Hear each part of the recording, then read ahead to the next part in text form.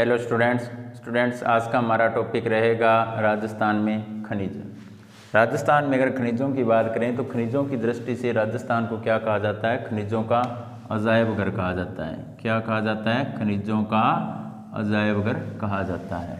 इसके पीछे कारण भी है। कारण क्या है भी अगर देखा जाए तो राजस्थान में 79 प्रकार के 79 प्रकार के खनिज मिलते हैं। इन 79 प्रकार के खनिजों में 44 प्रकार के तो बड़े खनिज मिलते हैं। कितने प्रकार के?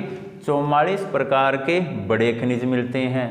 23 प्रकार के लघु खनिज मिलते हैं। कितने प्रकार के? 23 प्रकार के लघु खनिज मिलते हैं और 12 प्रकार के गौण खनिज राजस्थान में प्राप्त होते हैं। इसीलिए खनिजों की दृष्टि से राजस्थान को क्या कहा जाता है? खनिजों का अजायब घर कहा जाता है। अगर राजस्थान को देखें भी खनिजों की उपलब्धता के आधार पर, तो खनिजों की उपलब्धता के आधार पर भारत में राजस्थान का कौन सा स्थान है? तीसरा स्थान है। कौन सा स्थान है? तीसरा।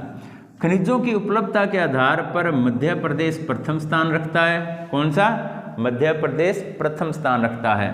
छत्तीसगढ़ दूसरा स्थान रखता है और तीसरा स्थान किसका आता है? राजस्थान का आता है, जो देश का 22% है। यानी खनिज उपलब्धता के आधार पर कितने प्रतिशत खनिज जो है वो राजस्थान से प्राप्त होते हैं? तो 22% खनिज कहाँ से प्राप्त होते हैं? राजस्थान से प्राप्त होते हैं। अगर देखा जाए राजस्थान के कुछ एक नगर और कस्बे तो ऐसे हैं जो वहाँ पर उपलब्ध खनिजों के नाम से ही जाने जाते हैं। जैसे खेतड़ी है, शेखावाटी क्षेत्र में खेतड़ी है। खेतड़ी को वहाँ पर उपलब्ध तांबे के लिए किस नाम से जाना जाता है? तांबा नगरी के नाम से जाना जाता है। दूसरा उदाहरण अपने मकराना का लेते हैं, तो मकराना को किस नाम से जाना जाने लग गया? मकराना को संगमरमर नगरी के नाम से जाना जाता है। इसके अलावा अगर अपने बात करें भी राजस्थान में कुछ एक ऐसे खनिज हैं जिन पर राजस्थान का पूर्ण रूप से एकाधिकार है। यानी कि राजस्थान के अलावा अगर वे किसी अन्य राज्य में मिलते हैं भारत के अंतर्गत, तो वो गौण रूप से मिलते हैं, बहुत कम मात्रा में मिलते हैं। मुख्य रूप से उनकी प्राप्ति कहाँ होती है? राजस्थान में ही होती है। या बहुत सारे तो ऐसे खनिज हैं जो अन्य राज्यों में बिल्कुल भी प्राप्त नहीं होते हैं। जिसमें अगर अपने उदाहरण लें तो जैसे संगमरमर है, सीसा है, जस्ता है। कौन कौन से? संगमरमर, सीसा, जस्ता, चांदी, एस्बेस्टोस।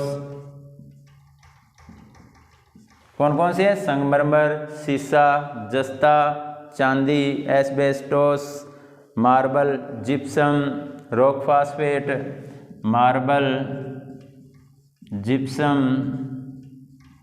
Rock phosphate. ये ऐसे खनिज हैं जिन पर राजस्थान को एकाधिकार प्राप्त है। यानी कि राजस्थान के अलावा अन्य किसी राज्य में ये खनिज प्राप्त नहीं होते हैं। इसके अलावा अपने टंगस्टन और तांबा का उदाहरण भी इसके अंतर्गत ले सकते हैं। तो अपना टॉपिक चल रहा है बच्चों राजस्थान में खनिज। तो राजस्थान को खनिज उपलब्धता की दृष्टि से क्या कहा जाता है? भारत में राजस्थान को खनिज उपलब्धता की दृष्टि से खनिजों का अजायब घर कहा जाता है।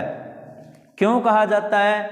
क्योंकि राजस्थान में 79 प्रकार के खनिज मिलते हैं, जिनमें 44 प्रकार के बड़े, 23 प्रकार के लघु व 12 प्रकार के गौण खनिज पाए जाते हैं। और खनिज उपलब्धता की आधार पर अगर देखा जाए तो राजस्थान का तीसरा स्थान है।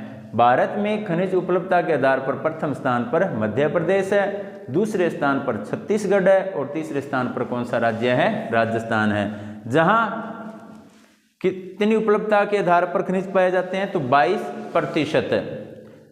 और राजस्थान के कुछ एक नगर या जगह तो ऐसी है जो वहां पर उपलब्ध खनिज के आधार पर ही जाने जाते हैं। जैसे खेतड़ी है तो तांबा नगरी के आधार पर, मकराना है तो संगमरमर नगरी के आधार पर जाना जाता है। इसके अलावा राजस्थान में इस प्रकार के खनिज भी पाए जाते हैं जिन पर राजस्थान को एकाधिकार प्राप्त है।